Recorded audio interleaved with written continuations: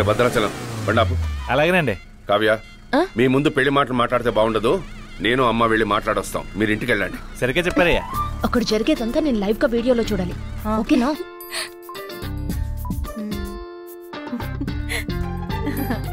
Ready తీసుకోండి. నన్ను నా కుటుంబాన్ని గౌరవించి సంబంధం మాట్లాడడానికి వచ్చారు. ఏం చెప్పాలో తెలియడం లేదు. ఏమిటి పిల్లలిద్దరూ వచ్చినప్పటి నుంచి లప్పు డప్పునే చూస్తున్నారు? అవ్వా, ఇది ల్యాప్టాప్.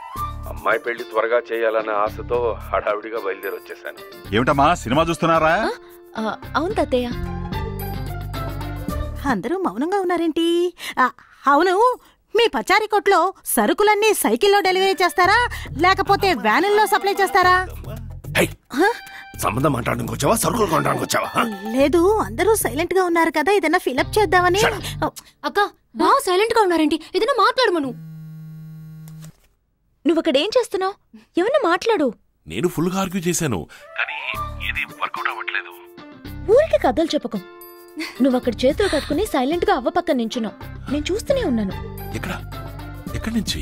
అమ్మ మొబైల్ నుంచి లైవ్ టెలికాస్ట్ చేస్తుంది.